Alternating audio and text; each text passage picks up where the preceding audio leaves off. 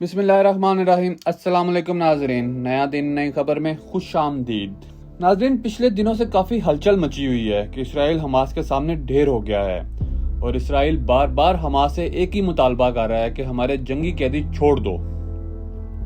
नाजरीन, हम आपको अपनी पिछली वीडियोस में इन 4 जंगी कैदियों के बारे में तफसील से आगाह कर चुके हैं, जिनके बारे में इसराइल काफ़ी परेशान है। आज एक नया और अहम मोड़ इस वाक़े में सामने आया।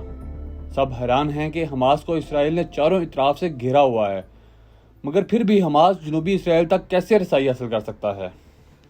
आज आपको तफसील से बताने जा रहे हैं कि कैसे हमास खुफिया सुरंगों के जरिए से बॉर्डर क्रॉस किए बगैर ज़ेर ज़मीन रास्तों के जरिए से इसराइल और मिस्र समेत दीगर करीबी ममालिक में कैसे दाखिल हो जाता है।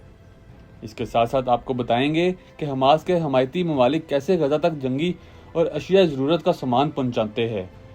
इन सब हक़ाइक़ को जानकर आप हैरान रह जाएंगे। नाज़रीन, अगर अभी तक आपने हमारा चैनल सब्सक्राइब नहीं किया तो लाजमी कर लें और इसके साथ साथ बेल आइकॉन का बटन भी दबा दें ताकि आप हमारी हर नई आने वाली वीडियो से बाखबर रह सकें। नाज़रीन, हमास के लिए सुरंगें किसी एटमी हथियार से कम नहीं। हमास ने इन्हीं सुरंगों के जरिए ही इसराइल को दीवार के साथ लगा कर रखा हुआ है। एक तरफ इसराइल एक बड़ी फौजी कुव्वत और दूसरी तरफ हमास जो कि एक छोटी सी जंगजू जमात, दोनों का मुआवजा करना बेवकूफ़ी है। मगर हमास फिर भी इसराइल को हर बार शिकस्त देने में कामयाब इसलिए हो जाता है कि उसने दहाइयों से सुरंगें खोदना शुरू की हुई हैं और अब ये सुरंगें तकरीबन गजा के चारों इतराफ में मौजूद हैं। ये सुरंगें इतनी बड़ी हैं कि यहाँ गजा के मुसलमान भी आराम की ज़िंदगी बसर कर सकते हैं और कर रहे भी हैं। इसराइल जितनी मर्जी बमबारी कर ले, वो सुरंगों में मौजूद लोगों को छू तक भी नहीं सकता।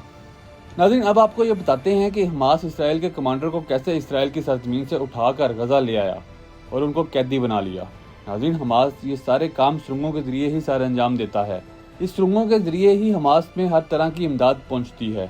टर्की, ईरान, हिजबुल्लाह, अंसारुल इस्लाम जो भी जंगी साजो सामान गजा पहुँचाते हैं वो इन्हीं सुरंगों के ज़रिए ही पहुँचाते हैं। नाज़रीन, आज की बात नहीं है। हमास ने इसराइल के कमांडर्स को गिरफ्तार करके उनको सुरंगों के ज़रिए गजा में मुंतकिल किया, बल्कि ये सिलसिला 2006 से जारी है। नाज़रीन, हमास ने 2006 में इसराइली फौज के एक बड़े कमांडर को अपनी हिरासत में ले लिया, जिसका नाम गिलैड शैलिट था। ये हमास की पहली फतह थी कि इसने इन सुरंगों के जरिए इसराइल का एक बड़ा कमांडर अपनी हिरासत में लिया। इस कमांडर की कीमत इस बात से भी अंदाजा लगाया जा सकता है कि इस कमांडर की रिहाई के बदले इसराइल ने 1000 के करीब फलस्तीनियों और अरबों को छोड़ा।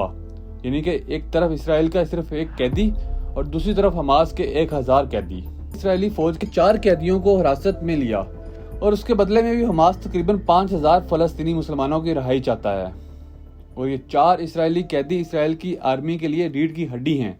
जिस तरह 2006 में गिलैड शैलिट था, अब हमास 2006 के कैदी मुआहदे की तरह इस बार भी इन 4 इसराइल कमांडोज की रिहाई के बदले इसराइल से 5000 के करीब फलस्तीनियों की रिहाई का मुतालबा कर रहा है, जो कि इसराइल को हर सूरत काबिल कबूल होगा, क्योंकि इसराइल इन 4 जंगी कैदियों को रिहाई दिलवाने के लिए हर हद तक जा रहा है। और अब मिस्र की सालसी से इसराइल और हमास के दरमियान एक जंगी कैदियों के तबादले के हवाले से मुज़ाकरात जारी हैं।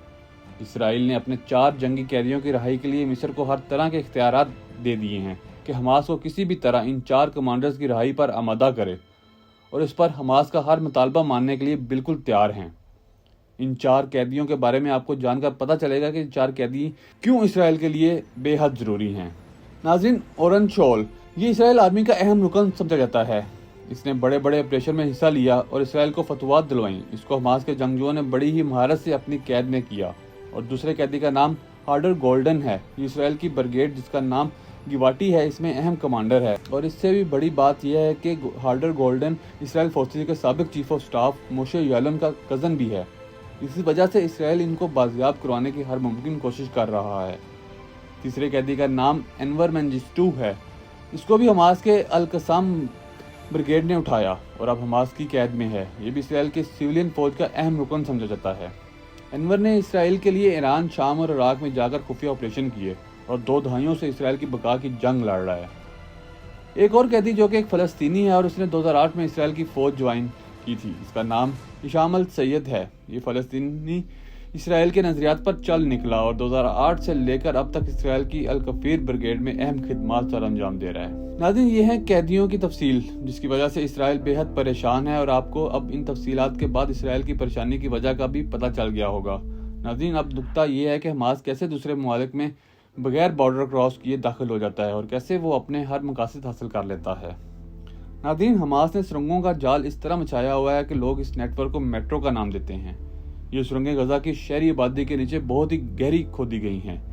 یہ سرنگیں اتنی بڑی ہیں کہ حماس کے مجاہدین یہاں بآسانی گزر بسر کر سکتے ہیں اور کر بھی رہے ہیں، اور اس کے ساتھ ساتھ حماس کے مجاہدین انہی سرنگوں میں اپنے مجاہدین کی جنگی تربیت بھی کرتے ہیں اور اسرائیل پر میزائل داغ کر حماس کے مجاہدین انہی سرنگوں میں چھپ جاتے ہیں۔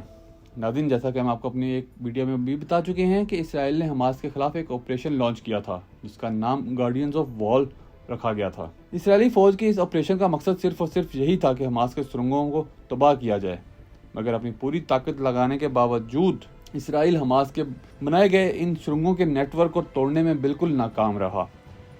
اسرائیلی فوج کے ترجمان کرنل جونیٹن نے اس بات کا اعتراف بھی کیا ہے کہ یہ سرنگیں حماس کی جنگی قوت کی ریڑھ کی ہڈی کی ہیں اور ان سرنگوں کو تباہ کیے بغیر ہم حماس کا کچھ بھی نہیں بگاڑ سکتے۔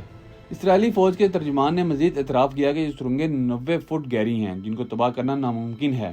اسرائیل فلسطین 11 روزہ رہنے والی جنگ میں اسرائیل نے 160 ایئر کرافٹ لاتعداد ٹینکوں کے ذریعے ان سرنگوں کو نقصان پہنچانے کی کوشش کی، مگر کوئی خاطر خواہ کامیابی نہ مل سکی۔ اسرائیل نے ان سرنگوں کو تباہ کرنے کے لیے 2014 میں ایک بڑا آپریشن لانچ کیا تھا۔ اتنا بڑا آپریشن تھا جس میں 2250 فلسطینی جان کی بازی ہار گئے اور تقریباً 12,000 کے قریب فلسطینی زخمی ہوئے، مگر اس بڑے آپریشن کے باوجود اسرائیل اپنا اصل مقصد حماس کی سرنگوں کو تباہ کرنا وہ حاصل نہ کر سکا، بلکہ ہر گزرتے دن کے ساتھ ساتھ حماس ان سرنگوں کو مزید اپ گریڈ کر رہا ہے تاکہ مستقبل میں اسرائیل کو مزید ٹف ٹائم دیا جا سکے۔ حماس کے مجاہدین نے اب ایک ایسا سسٹم ان سرنگوں میں لانچ کر دیا ہے جس کی وجہ سے اسرائیل کے ریڈار پر بھی یہ سرنگیں نظر ہی نہیں آتی۔ اسرائیل امریکی ٹیکنالوجی استعمال کرنے کے باوجود ان سرنگوں کی سرویلنس کرنے میں ناکام رہا ہے۔ اسرائیل کو سب سے زیادہ خطرہ ہے کہ ایسی سرنگیں بھی غزہ میں موجود ہیں جس کا ایک سرا غزہ کے اندرون علاقے میں ہے اور غزہ اور اسرائیل کا بارڈر کراس کر کے اس سرنگ کا دوسرا سرا جنوبی اسرائیل جا کر ملتا ہے۔ اس سرنگ کی وجہ سے حماس اسرائیل میں داخل ہوتا ہے اور اپنی کارروائیاں سر انجام دیتا ہے۔ اسرائیل ان سرنگوں کو ٹیرر ٹنلز کا نام دیتا ہے، یعنی کہ دہشت گرد سرنگیں۔ ناظرین، اب بات کرتے ہیں کہ حماس کے حمایتی ممالک کیسے غزہ تک جنگی اور اشیاء ضرورت کا سامان پہنچاتے ہیں۔ ناظرین، غزہ کی سرنگ مصر کے رفح بارڈر کو کراس کر کے مصر جاتی ہے اور اس سرنگ سے ہی ترکی اور ایران حماس کی مدد کرتے ہیں، اور اس کے ساتھ ساتھ لبنان اور جارڈن کے بارڈر کے ساتھ جو سرنگیں نکلتی ہیں ان کے ذریعے دیگر جہادی تنظیمیں انصار الاسلام حماس کی مدد کرتی ہیں، اور حماس انہی سرنگوں کی وجہ سے ہی دنیا کے دیگر ممالک کے ساتھ رابطے میں رہتا ہے۔ حماس کی جیت کا دار و مدار انہی سرنگوں پر ہوتا ہے، اور جب تک یہ سرنگیں موجود ہیں اسرائیل حماس کا کچھ نہیں بگاڑ سکتا۔ ناظرین، یہ تھی آج کی ہماری ویڈیو۔ اگلی ویڈیو تک کے لیے خدا حافظ۔